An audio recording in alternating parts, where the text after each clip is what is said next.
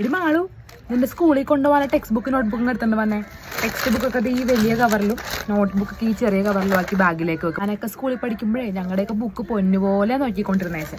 Text book notebook ഇതേപോലത്തെ കവറിലാക്കി ബാഗിൽ വെച്ച് കഴിഞ്ഞിട്ടുണ്ടെങ്കിൽ മഴ പെയ്താലും നനയില്ല. ഷൂവും സോക്സുവേ ഈ കവറിലാക്കി കൊണ്ടുപോയാൽ മതി.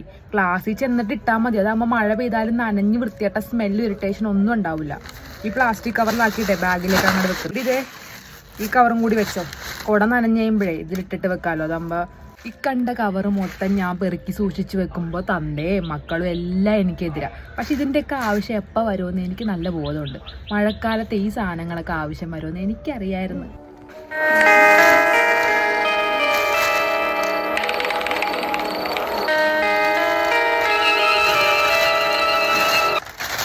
ഇന്ന് സാമ്പാറാണ് കറി ലീക്കായി ബാഗും ബുക്കൊക്കെ ചീത്താവാതിരിക്കാൻ എന്താ ഇതേപോലെ പ്ലാസ്റ്റിക് കവറിൽ കെട്ടിക്കൊണ്ടുപോയാൽ മതി.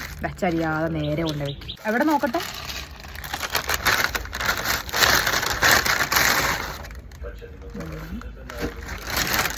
നല്ല കവറല്ലേ, കളയാൻ തോന്നുന്നില്ല.